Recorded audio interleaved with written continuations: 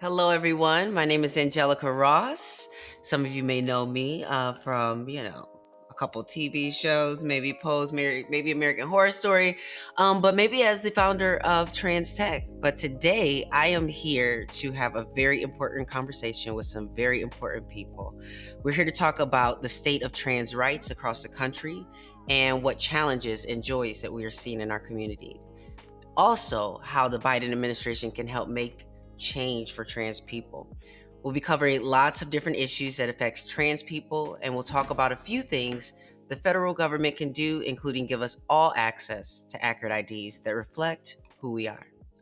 So, first, I want to bring into the conversation and introduce a friend, a friend in the movement, Mr. Reggie Greer, who was recently named senior advisor on the LGBTQ issues at the White House. So, Reggie, can you introduce yourself and tell us a little bit about yourself and how you came to the White House? Sure, Angelica, it's so nice to see you again. Excuse the beeps in the background. Angelica, it's so nice to see you again. I know that a few months ago when we were last together, we were hoping for a day where we were able to, be able to, be in office, have an administration that would fight for LGBTQ plus people, and especially lift up our transgender siblings and fight for them as a government. And now we're here.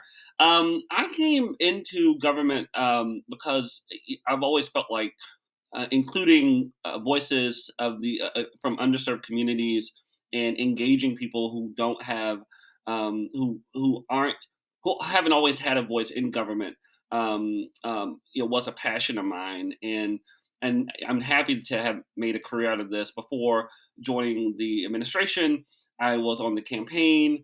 Before the campaign, I worked at the LGBTQ Victory Institute, working with hundreds of LGBTQ elected officials to do the same kind of work, delivering on equality for LGBTQ plus people. So engagement is my middle name, and I'm happy to be working for President Biden and Vice President Harris in order to fight for equality for our community. Well, I really appreciate all the work that you have done, Reggie, because you've been doing the work for a while and all the work that you continue to do. So we will be in cahoots for a little while now. I Yes. like that. Also joining us today is LaLa Zannell, also known as Goddess Queen Sister, who is a trans justice campaign manager at the ACLU. LaLa, can you introduce yourself to the people? Yes, I'm happy to be here today with you. I have not seen you in a while, Angelica, so it's good to see you. Reggie, it's good to share space with you and finally meet you. I'm probably going to be bugging you a lot during this administration. And Ian, it was nice to actually meet a new friend. Over at the ACLU, I have been working on since I've been there. I've been there 2 years now, and I went to the ACLU because I wanted to work on trans issues on a national level. And so when I first came over there, I had to think of all the ideas I felt my community needed. And one of them was IDs and documents. That was the first thing that was like on my menu. And then I wanted to do decarceration and conditions of trans folks in the prison system and how they're treated, and of course, decriminating sex work. And so part of that work is also me thinking about and working with district attorneys and getting district attorneys not to prosecute sex offenses. And so that's part of the work, and that ACLU is really trying to lead this work with me and others and other affiliates across the ACLU spectrum. And I'm happy to be here today. Thank you so much again, Lala, for just being here today. And again, all the work you do, because we have been in the trenches for a very long time with this work. Next, joining us in this conversation, I want to introduce a phenomenal star, bright rising star, Ian Alexander, who you may have recognized as an actor on the OA and on Star Trek.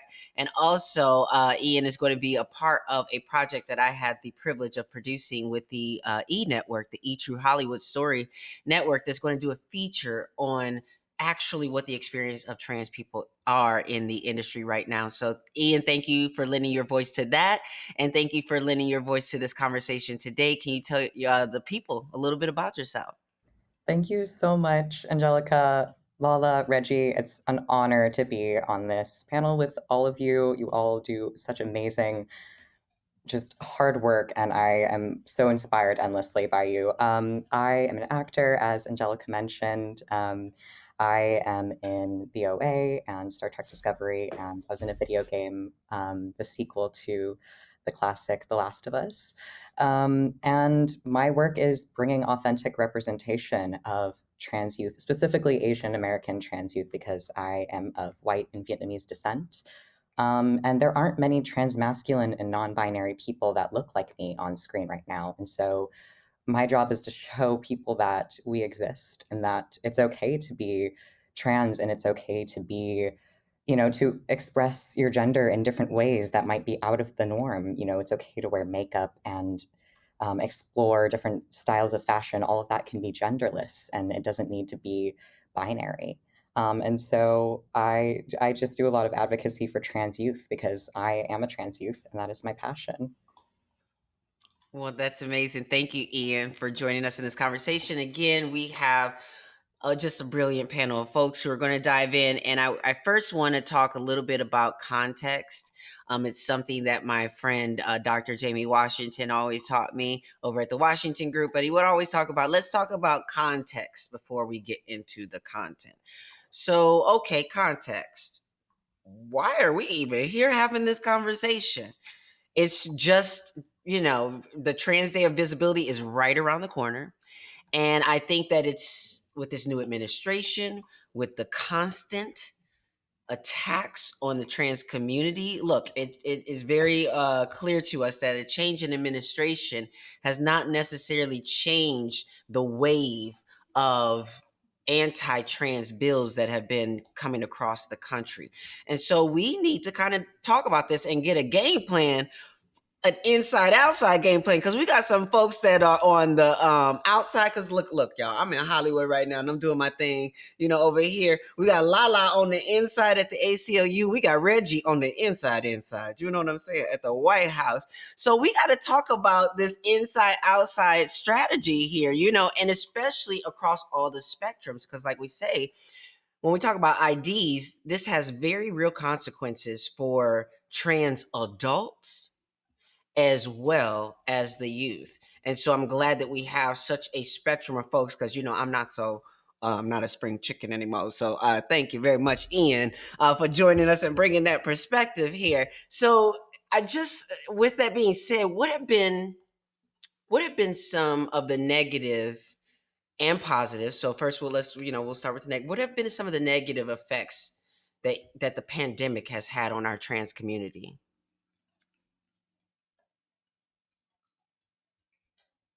LaLa, if you want to start us Okay, off. yeah, that's why I was doing it. So I think that the pandemic for me was just, it was a shocker at first because, and also I'm older, so like I've been through other kind of scares, but it just reminded me like how my community was. I thought my community wasn't ready for something like this, and so it was scary at first. There were many moments where I was like, I miss my community members. I miss being in space with them. It was having me reach out in ways that I normally haven't before to say, hey, I haven't seen you on Facebook. Are you okay? Do you need something? And then I just started seeing my own community like, okay, Trump is doing what he's going to do. We're not going to wait on no stimulus. And I've seen all this mutual aid and just like fundraising for rent and for helping folks to pay phone bills and to get people hotels and Airbnbs and just even essentials and even safe sex kits.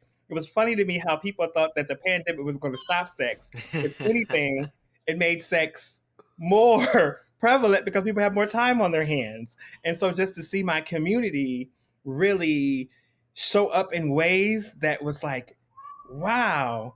And then I wanted to think about, when this is over with, can we continue this?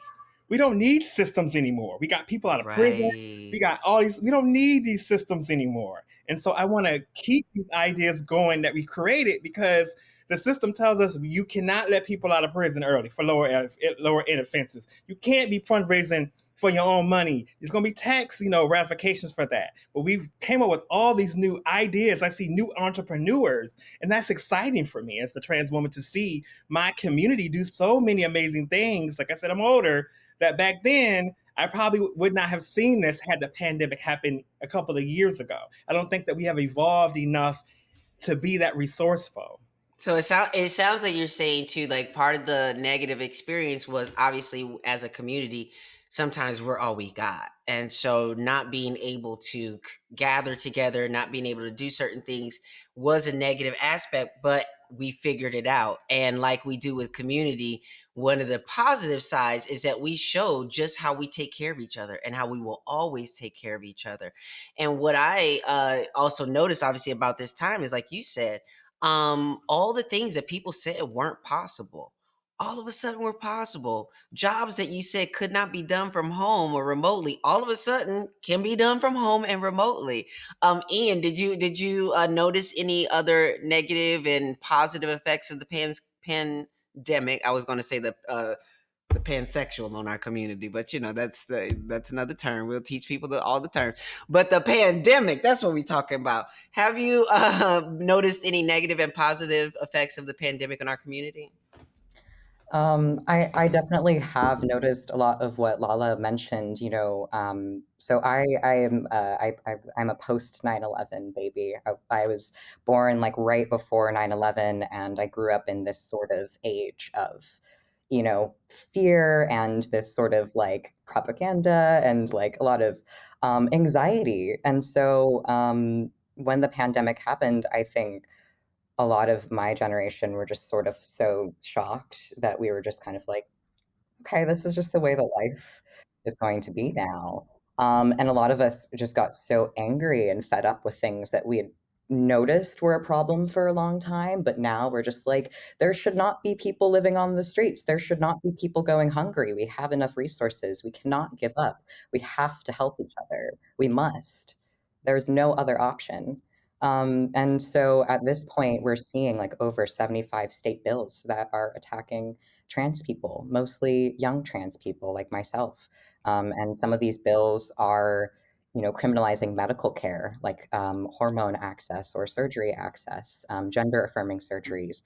Some of these laws are banning, teenagers from participating in school sports, for no reason other than just ignorance and misunderstanding of trans people.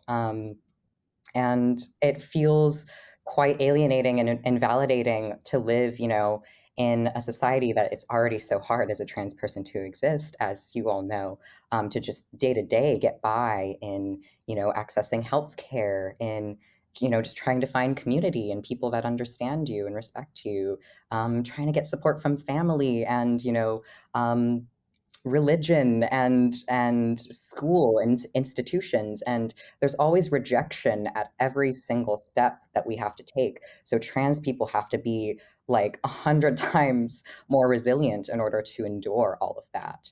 And so I think trans youth right now are feeling very scared, but also really empowered because they get to see people like Angelica who are on screen and, just being proud and beautiful and amazing and successful. And they get to see people like me and Blue Del Barrio on Star Trek, where, we're just existing as two trans and non binary young adults. And that's what matters so much for trans youth, to know that they are not alone and that we are fighting for them, because we all are. I know that for sure because as a trans youth, and I still remember my youth, but as a trans youth, I know that that was one of the toughest things back in the day for us girls that are older was that there was just not, we just thought we were alone. We thought we were the only one in the neighborhood, that was moving this way and walking this way. So with that being said, Reggie, you've been on the policy side of things and on the Hill, and you've seen things through the years. I know you work with obviously with the Obama administration, and now you work with the Biden administration. So coming in after the Trump administration, what have you seen as far as what were the effects of the Trump administration policy wise on our communities? Sure, and I think that something that Ian said really sort of struck me is the need and the power behind visibility, seeing members of our community in places key decision-making tables, making decisions on behalf of all of us, placing equity at the forefront of all we do, it ends up having a powerful effect across all of our communities. People then can not only see themselves, they can believe that things can change and things can get better for the people around them in their communities. So, you know, uh, I also wanted to say that something that Ian said, talked about the resiliency of trans people, resiliency of LGBTQ plus youth, especially trans youth right now. Um, and I happen to think over the past 4 to 5 years, so after post marriage equality, when we all collectively knew we had made a huge leap forward on equality for our community, it was our resiliency that sort of helped us quickly understand what was happening post the marriage decision. That when there were attacks on our community, either from the government, federal, state, local level, or any forces out there that may not see us in our full selves, it was that resiliency that got us through. So I just wanted to start off by saying that now that the administration has started, we're 60 something days in. Trans Day visibility is coming up. I think that this administration has really sort of eagerly approached all these issues with a whole of government approach, which is that it can't be just one person, say myself, advocating for these issues. It has to be all of our offices within the White House. It has to be our federal agencies that handle different aspects of policies affecting the trans community or affecting LGBTQ plus people broadly, taking up these issues together and holistically, so that people, things aren't dropped, balls aren't dropped in one place when we're making progress in another. So that's been the exciting part. It's just it's been less of trying to sell anyone anything. It's been more of, hey, I'm glad you're talking about this too. Let's get together. Let's pull a working group together just to sort of figure out what do we have to do next. What are the nuts and bolts moving forward? I think that there's been a lot done in over the past 60 something odd days to really sort of move us out of the previous administration and into a new era. I know we're going to be able to talk about that here in a little bit, but I certainly want to, if we're setting the context here, is because of what we collectively have gone through over the past several years. There is now this sort of reinvigorated spirit, not only within the White House, but I see it within the advocacy community too, ACLU, and all the pro equality groups out there who are have come together and are really sort of fighting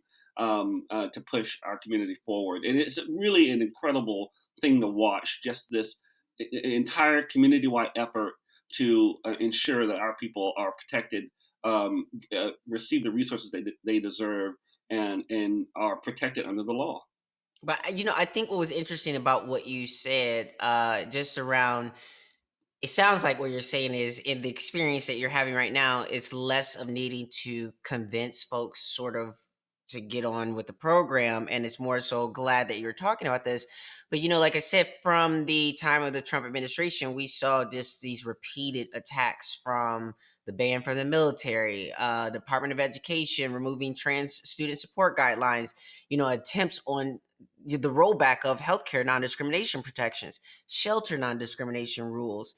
So now we finally have the chance to get support from the federal government, but we're seeing these terrible attacks against trans people in state legislatures. So how do you explain to the people that are like sort of the everyday person that's kind of watching this go down, that feels like, okay, boom, Biden's in the White House now, so we good, right? So everything, why is this stuff still happening? Why are we still seeing these attacks? Shouldn't these attacks be stopping? We would have hoped, right? But we know the reality is that LGBTQ plus people have been at the forefront of sort of the changes in our society for a long time now. And I think that being a member of a marginalized and underserved community means that you're going to have people who still don't quite understand what it means to protect us under the law, or to see us, in spaces that we previously haven't been. And I know that this administration, if we wanted to get into it, Angelica, I think We over the do. That's what we're here for. yeah, no, over the past 60 days, it's been, I think that the president, the vice president, and the entire administration has been excited to really sort of push forward on equality, because I think that's going to be our greatest sort of that's going to be our greatest way at fighting back against anything else happening across the country. On day one, the president signed the executive order implementing the Bostock decision, which was a landmark Supreme Court case last year, which prohibited. Well, it stated that LGBTQ plus people can't be discriminated against in the workplace. And of course, the plaintiff in that case, Amy Stevens, a trans woman who was courageous enough to bring that case forward, ended up not being with us to see the day that President Biden, entered the White House on day one to sign that that executive order. But that speaks to the resiliency that I'm talking about. That together, that we have had to embody and sort of embrace over these past several years. Several days later, the president, standing with Secretary Lloyd Austin of the Defense Department, rescinded the ban against transgender service members serving in our military. And again, just thinking about the barring people who have courageously stepped up to serve our country is just something that was completely un-American to so many Americans. And I know that the president was proud and excited to do it. Moving from that, the president signed a memorandum advancing LGBTQI plus rights around the world, because we have seen over the past several years the dearth of leadership from the United States on equality around the world. Now we're back. We're saying, LGBTQ plus people around the world are important. Our priorities are important to this administration. After the Bostock decision, just shortly after that, the U.S. Department of Housing and Urban Development released a directive saying that we're going to enforce the Fair Housing Act and ensure that LGBTQ plus people, including trans people, can access housing. Now, just to be clear, this is shortly after just in the previous administration, where am I correct to say we had that same sort of department giving directions on how to spot a trans person in order to keep them from accessing housing? Am I correct? Absolutely, and luckily that particular order never became policy, but it was indicative of where the department was shifting. And I just want to say, this is why we have a civil service. This is why it's so important to put people into positions in a presidential administration who will collectively fight for these issues. If it weren't for the career, the hardworking career people at HUD, and if it weren't for the leadership, from the president coming together to say, okay, very quickly, we're going to take what has happened on Inauguration Day, which was that Bostock executive order, and then say, no more. It is wrong to discriminate against LGBTQ plus people in the areas of housing and in access to shelters, that they were going to actually take action. And they did it so quickly. And I guess that's to my point of it has been very heartwarming to see so many people come together inside and outside of government to say, what must we do next? So what else do we need the federal government to do? What, in your opinions, LaLa, Ian, what else do we need the federal government to do to support trans communities? I think that there's so many things. So, first of all, Reggie, thank you for that. And I want you to take back to the Biden administration that we are so happy that they reversed a lot of these horrible things that the Trump administration has done. And so that was a great thing. But then as we were hearing those great things, I'm like, yes, that's great. Yes, that's amazing. Yes, yes, yes. But we still need more. And it's not about always, people always say, we always want more. It's so much that work that needs to be done. And so we need more. And so that is where this amazing idea came from for access to IDs. An ID is the one thing that follows you through so many federal agencies and systems. And when they're not accurate and correct, that makes people think that you're either a fraud, it's a safety issue, and it's just a simple embarrassment and has people sightseeing your life when you pull out something that does not affirm who you are. And so that's very, very, very, very important. And another thing that I think that the federal government can work on is any of these things that criminalize trans people. And so, like all the criminalized trans people, understanding as while we're talking about racial justice, that there is this racial attack on femme Black bodies. There is a racial attack on trans women of color, and that there is an attack when it comes to policing. They don't support us. They abuse us. And as I said before, there are still 32 states in this country that a police officer can sleep with you and arrest you. And so there's so many other bad things that we need to change. And I know that the government can't change sex work because of it's a state issue. But what the federal government could do is not make it illegal for sex workers to be protected, as well as for sex workers to be able to have access to loans and other things that anybody else, scholarships or other things, all because they can't put that on their resume. They can't put these things as credible income because we don't look at it as credible income. But it is. And as we had seen in Atlanta, and my heart goes out to all of my Asian family and my Asian chosen folks. See that if we had safety and things to protect sex workers, that person wouldn't have been so gun-ho to do that because he would have been feared because of laws and policy. And so this shows that sex workers are still being attacked and that we have no safety. And so I would like this administration to really focus on the safety of our community and making sure that we are incorporated across all agencies. That even if you're not there, you're not there, Reggie, that I challenge you to say, hey, I want to reach out to the community. We need somebody in this spot because every aspect of life, we have to be represented. Just like in the work that I do, I have to be intersectional. It's not because I want to show my cisgender community that I'm better than them. It's because it's the right thing to do.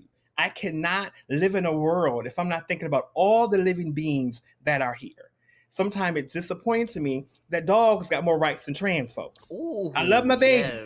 I love them. I I love understand mine it, too. but it's just sometimes people will go to a dog protest and rally before they would go to a trans woman who was murdered or hurt, or go do court support with me to get his sister out. And so these are things we need. Also, public education. I want to see the White House do some public education. Yeah. Because of that bad Trump administration that happened, Yeah. we have to combat all that and show real narratives and show real public education. Use some of that budget and money and create some tools for parents and religious leaders who are struggling with that. Who my mother is a pastor, and so my mother is the champion Mm-hmm. for change when it comes to that. And so we need champions for change on the Hill, and so much public education because we can't make laws and policies and executive orders without educating the community on why this is wrong, because we've been conditioned. Even myself as a trans person, I have to look myself in the mirror and say, "Oop, that's white supremacy, that's anti-blackness, that's misogyny." Just because I'm a trans person does not mean that I'm exempt from that. I have internalized transphobia sometimes. We all do. We have things because from the beginning of time, they were told that we were not supposed to be here and that this was wrong. Yeah. Ian, did you want to add anything of what you would like to see the federal government do and make some actions on? Um, yeah, LaLa, thank you for bringing up the anti-Asian hate crimes in Atlanta. That's something that's definitely been on my mind as someone that is like a petite, generally perceived as a woman in public, person. I have family members who work, who are Asian women who are at risk right now because of the way that they're sexualized, and that's why it is so important, LaLa, the work that you are doing to advocate for decriminalizing sex work. And I do think that everyone should be able to have like a designation on their ID that feels right for them, whether that's an X, whether that's just not having one at all. I feel like there should just be, the option to have a choice so that we can have that agency over our bodies and say, this is our ID, this is my who I am, and to have that validated and seen in a legal way by the federal government, in a way that can be on my tax returns, and in a way that I can, show when I'm traveling. It would mean the world to me to be able to have that option. I know too that the ACLU, and maybe LaLa, you can speak more to this as well. I know the ACLU is currently working on a petition. Am I correct? Can you explain more about the petition that that you're working on right now?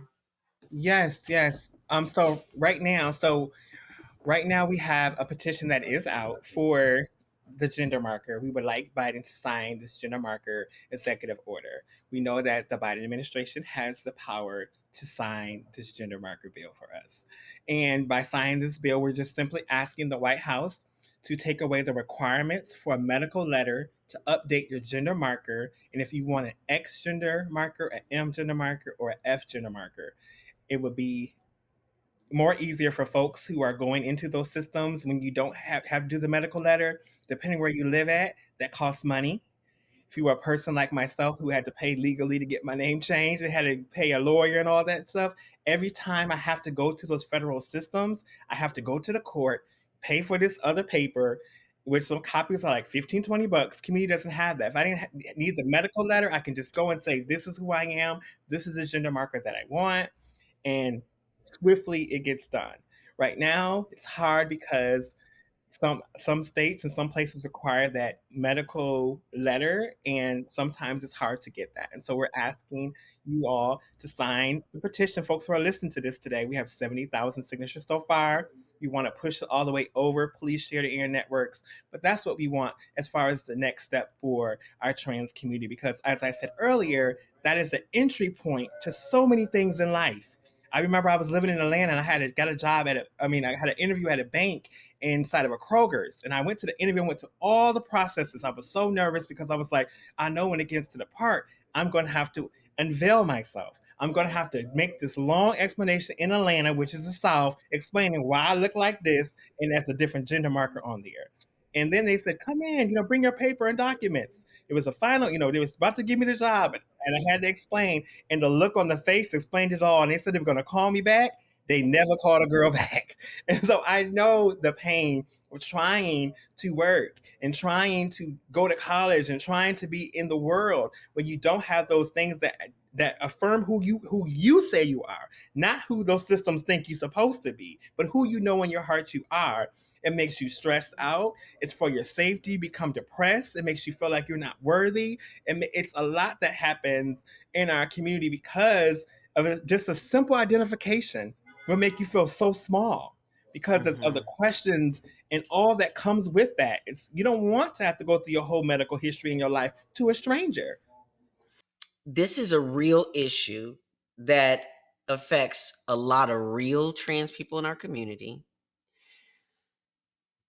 So, how hard do you think that we would have to petition this president who is already knowledgeable about the intersections? So once we shine a light on this particular issue, because I thought to myself when I first heard the ACLU was petitioning, my first thought was why? My first thought was why petition Joe Biden? Of course he go, why petition it? But I guess I guess LaLa, you might need to maybe tell me, and even for the people watching, the why petitions are so important. And then Reggie, then I would love to then have you follow up with just kind of the feasibility of this president understanding, not just needed to be convinced, but is he even at a place where when a trans woman speaks up and says this is what the issue is he in a place to take action? Well, that's a really good question, Angelica. And like I said, we've been we know each other for over a decade. So I just love how you just jump in and do what you do. You from the Midwest, Chicago. I'm from Detroit, so we cross the water. Yes, absolutely, yes. But I think because we knew that the administration was going to do these other executive orders, one around the military ban and then one around the non-discrim, and so we were already in the process of having this ask. But we wanted this petition to build traction because a lot of things when you do with the White House, when you do with anybody in state, they always want to say, this is just, ACLU is a big entity. So they're like, yeah, ACLU is always wanting something. But we also wanted to actually bring our community with us to actually collect. The petition helped us to collect stories, to collect the whole public education element to the thing. So like when we start putting these videos out with these personal narratives, more people signed it. And so it let us know that it's more people in our community that are impacted by it. And so we wanted Biden to also know it wasn't just the ACLU because, yes, he knows the ACLU. I'm sure Biden knows about us. But to hear that, no, this is not ACLU just doing something to do something, but also this is led by community folks. And this is the numbers behind it that says this is the right direction. This is the right next thing. And so that's what we were trying to do, build momentum. And because we know it's going to be, if it get questions back, we can say, no, all these people are impacted by it. Here are some stories. Read these narratives. We still got work to do. And so it was about doing that in a very, this is one of the most smoothest processes I've ever done because the stories and everything just came to us because it's something I think everyone can relate to. Even if you're not a person of my community, you could, doesn't, people who are not a part of our community, they have ID issues or have issues changing names or doing stuff. So even for the X designation, it's for folks who are non-binary, for folks who are intersex, who choose to have that one, but also for folks who choose just to want to have privacy around their gender. Like because when you pull that out, questions come and certain things and certain expectations are put on you by that marker. Depending on who was seeing it, who was looking at it, all that plays part. But at least, no matter what you think about me visually, if I got that marker, you have to respect it. If not, then we're gonna then I got to go back to ACLU. We're gonna go to the Supreme Court and do some suing. Absolutely. So LaLa, what you're saying then is don't pass up the petition when it comes through by you. Yes, the petitions are important. Please, we need to see. We need to see it's a good way to engage with community, but it's a good way when you're trying to push something to say no, because that's the first thing they always ask you. What is the what is the survey? What is the terrain? Like what are the numbers? We can say so far we have 70,000 people, Biden, that are in agreement to us that they need this because they're living their lives unauthentically. And well, LaLa, I want you to make sure, and I'm, okay. This conversation is being recorded, so you got me, you got receipts, but just let me know what I can do as well to amplify and help get more signatures on this, because I think this is really important, and I want to use my platform as well to amplify this. So, Reggie, can you follow up and when it comes to Biden, I mean, look, he's got an amazing smile. That man has a great smile. Great energy, he's a good go with the flow kind of guy. But when it comes to this, you're like, how hard are we going to have to petition for this? Well, I was going to say, Angela and LaLa, y'all might be from the Midwest, but I'm from the South, so we're like kindred spirits. We like to jump into it too in the South. So I'm a Texan, just for everybody listening. I love Texas. Oh, nice! I love it. Do. That's my favorite spot to always go through and visit. I love Texas. They have the best food and they're the most kindest people I've ever met. Contrary to what people think, there are some beautiful people in Texas. They do. Wichita Falls, born and bred here. So, I want to talk about something else that also happened on Inauguration Day that I think might have been missed by people, because a lot happened that day. Just excitement around having a new president and a historic vice president. And of course, all the executive actions that came out of the White House. Another one was the diversity, equity, and inclusion executive order that the president signed, which really sort of creates a vehicle, especially around gender. The Gender Policy Council was just launched a short time ago as a result of it. But this vehicle created sort of this whole of government approach to some of these issues. And that has been sort of the hallmark, or I think the major focus over the past 60-something days of the administration, is figuring out what avenues do we need to take on all these issues. Ian mentioned the horrific, killings in Atlanta. And we start looking at all these different issues, it boils down to equity and figuring out how do we deliver for communities that are disproportionately impacted by either violence or economic issues or societal issues and health issues, and then really make progress as a result. If you think about how we're going to end the epidemic, violence against trans women, how we're going to end the epidemic, the HIV/AIDS epidemic, how we're going to do several different things as it relates to our community. They're going to have to sort of take these very tailored, precise, avenues toward getting to where we want to go. So, the president has been asked, throughout the campaign and into the administration, how he feels about LGBTQ issues, and he has very eagerly talked about trans rights and human rights, and that we need to fight forward and ensure that we are pushing forward on gender equity. And one of the issues is the ID marker. So I think that Yeah, because why? Can I even ask you why is that even still on IDs? Like, because I think what Lala and Ian were talking about, like, even if someone put an X on their gender marker, and some folks, let's say they want that, that's what they want. Even in doing that, that's going to identify them as something outside the normal box or the norm box. So, what are the real reasons that gender is still even on IDs? Well, the easiest answer here is that there has to be, for history's sake, historical points of view, gender has always sort of been on different identification documents. But we're all discovering that there are so many agencies, so many issuing agencies on documentation that will have to weigh in here. And so that's why I mentioned the DEI executive order, because then that allows sort of the federal government to sort of bring together all the equities from across the government, and including the experts, at ACLU and LaLa and so many others. Who have been talking to us about these issues and others for months now. I also had to be remiss if I didn't talk about, I think, how excited I was on the campaign to see so many of our siblings, LGBTQ plus folks, come together to in the LGBTQ plus policy committee and sort of inform even the campaign about some of these issues and sort of get us to a place where we could start on day one sort of executing. So, the advocacy that's happening right now around the community, ACLU included, is sort of a welcome. It's sort of welcome. It really is welcome because we are at a place where we want to hear from people. I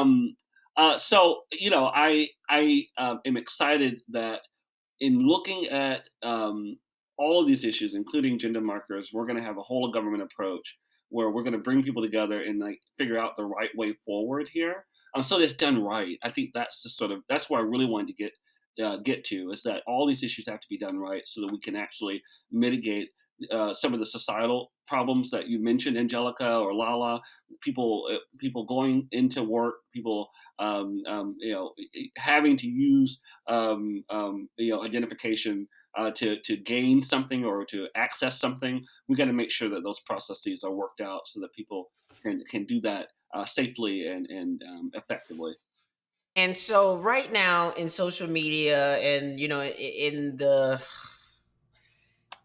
universe space there, you have a lot of people talking very loud and very wrong about a lot of issues when it comes to trans youth. And I've seen some very ignorant comments coming from rappers and from actors, from talking about, well, I just think it's too young for kids to be doing this and doing that and blah blah blah. And a lot of times they're arguing over kids, talking about kids genitals, talking about all these very inappropriate conversations, when they really don't know that we live in a system right now that pretty much forces us as trans people to not be able to make certain decisions until we are 18. So that is we can't make certain medical decisions until we are 18. But even still, when it comes to hormone blockers, when it comes to hormones, period, one thing that I think Ian brought up in this conversation is that when we talk about transition, too many people, especially those who are not trans, have an idea of transition as start and finish, as before and after, as successful, and you shouldn't have did that, unsuccessful. Instead of allowing people to come into their own and understand, even as we're allowing our children to have more access to the spectrum of what is, they're just beginning their journey. So even the decisions they make right now, those aren't decisions that are going, like, even the delaying of hormones or the delaying of this. If they make other decisions, puberty, nature, whatever their nature is going to kick in and start evolving from that point forward of the decisions that they're making. But they can still live happy, healthy lives as whoever they are in the spectrum. They don't need to be Angelica Ross, Janet Mock, or Laverne Cox, or whoever else post-op or whatever. We need to educate people about the spectrum. And I think that this is something that I've had to learn myself as someone who grew up in a very binary sort of experience of being trans. And I am still binary pretty much with my experience. But it is the non-binary folks in our community. It is the Black and brown non-binary folks who are going to truly free us all because of the multiple sort of layers that they're dealing with. But I feel that when it comes to this gender, this conversation here, we somehow are focused on people making decisions that folks think are going to, they're going to forever ruin their lives, or they can't come back from this.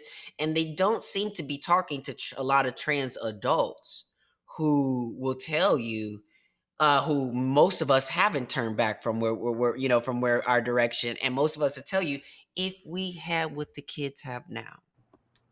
I actually I have say that something. all the time. Oh, Go ahead, Ian. Yes. Yes, Angelica, please. I am really glad that you brought that up because a lot of that fear, this sort of fear of trans people, comes from the media. It comes from, there's an amazing documentary called Disclosure on Netflix about this, where, there's a history of anti-trans, anti-LGBTQ media where it wasn't allowed for there to be happy, successful LGBTQ people. So they had to be portrayed as liars, as, people that were dressing up and hiding, and they were trying to be sneaky, and like they were trying to steal things or kill someone or be a serial killer.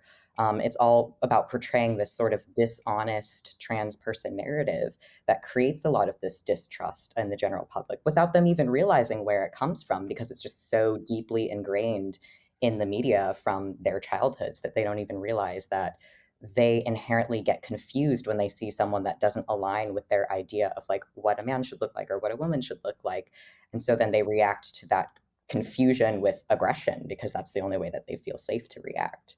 So What is I so you do, because you just point out something, and I want to ask this question of Reggie. Like, so with media obviously being a really big component in how people learn about trans people and how they learn to respect us and learn to live with us, what is the White House's role in media? Like, I know that the White House has the press secretary, and let me tell you something. Thankfully, we're at a place right now where we can like listen to the stuff that's coming from the podium over there. But like, it was very disorienting to live in a country where you couldn't trust what was coming from the press secretary at the White House. Like, that's a very dangerous place to be in. So where are we right now with White House and media, and how far does the White House's voice reach when it comes to media? Yeah, I think that's a really a good sort of setup there, Angelica. The having people look toward the White House again to hear messages that are affirming, that are clear, that are concise, that are inclusive. It's something that not only Jen Psaki, the White House press secretary, sort of taking her cues from the president and the vice president, but for all of us within the White House and the federal government has wanted to do. I think that we have wanted to ensure that transgender messages and messages that relate to non-binary folks and gender non-conforming folks, reach parts of the administration so that people can start to see, oh wow, so and so is talking about this too. That is very fascinating. Jen Psaki, when being asked about any of the questions, will always sort of reiterate the line that I said earlier, which the president said: trans rights are human rights. And that any attempt to discriminate against trans kids or trans people is actually against the law and against non-discrimination laws that are already on the books. And that's something to really sort of lean in on. But I really wanted to. I didn't want us to get away from our conversation without mentioning Dr. Rachel Levine, who right now has been is it was nominated by the president to be Assistant Secretary of Health. And Angelica, you mentioned how will people really start to see trans people in sort of a different light, educate them on how trans people live and what they're saying and how they build families and how they have community and how they hold community is elevating people who are trans into positions of authority and knowing that Dr. Levine, who has done a phenomenal job of leading the Commonwealth of Pennsylvania through this COVID-19 crisis. It has won kudos from members of both parties and people who are not affiliated within her state, because this pandemic has affected all of us, and is something that I think we're really excited to see her take her talents and all of her experience and bring it here to DC rather to lead on these issues. But I think ensuring that trans voices are at the center of the engagement apparatus from the White House, and ensuring that we're sharing stories whenever we can. I remember one of the most powerful moments on the campaign trail was the now president, then vice president Biden, talking to a trans young person graduating from high school, because that's what's on the minds of trans kids who are 18. They want to graduate, right? They're excited about the next chapter of their life, and just having the president was so excited just to be in that conversation, with a young person who clearly is bright, talented, and has so much ahead of him. So that would be my question. My answer to you is that there's such a strong role that we play in shaping the narrative, and I think we want to be an active part of that. Well, I'm a really hopeful with this new administration. I'm always hopeful when you are in the room, Reggie. I'm always hopeful to know that you are behind the scenes doing certain things. I always try to tell you to remind Joe Biden I'm not as my bark is a little bit worse than my bite. But I'm always there to hold the line, and I really do envision a future that's not just about sound bites and not just about moments, but that is really grounded in the movement of our humanity moving forward, and making sure that we're not unnecessarily stealing life from Americans that live here. And what I mean by that is that, like, again, with COVID happening, so many of us have experienced what it looks like to have the life change and be sort of taken from you, and again be out of your control. But for many trans youth, I think I see them having that experience all the time, when I feel like their childhoods, LGBTQ plus people's childhoods, are being taken from them. They're not allowed to just be children with the big imaginations that they have. Because if they were, we wouldn't even be having this conversation around kids and gender, because kids will be able to play as who they are, and when it comes to who they are in society, we'll get there. But a boy playing with a doll or wearing a skirt or doing a dress should be just seen as kids just being kids, and people being people, even adults that are doing that as well. So hopefully we get to this space in life where we need to rely less on identifications Because what I really think that's about is give me a quick rundown of who you are and how I need to see you and treat you. So if we as a society can move away from this place of needing a quick rundown and get more into experiencing each other as a human race, I think that we'll all be better off for it. I just want to thank each and all of you for the work that you're doing at the intersections that you're doing. Ian, I want you to know, as because you are starting off so young and early in this thing, and I'm talking to you as a trans actor, as a veteran in this business. I want you to know, and this is what I want other folks in our community to know, but you especially too, is take in the experience and know that you are enough, that you don't need to be some super advocate, because guess what? The cis hetero white girls on your show don't have to wear that cape and many times choose not to. So you can feel free to be. We're a lot, and listen. We appreciate your voice and you using your voice for advocacy. But I just want you to know in your being to know that you are enough and you're doing enough by what you're doing and representing us on screen. LaLa as well. Like you have been, obviously, that I've been with you in the trenches for a good while and seen you go from various organizations. And I just hope that not only do I see you within these organizations, but I want to continue to see you rise and see your Black trans brilliance and the things you've contributed to us, our understanding, be recognized by big institutions like the White House. And Reggie, not only am I just grateful for the work that you're doing, but I also want to continue to speak with you and talk with you about how we can see more of us on the inside so that we can have a beautiful inside out conversation. It can get more and more intersectional. And thank you. Yes, and thank me. You can thank me.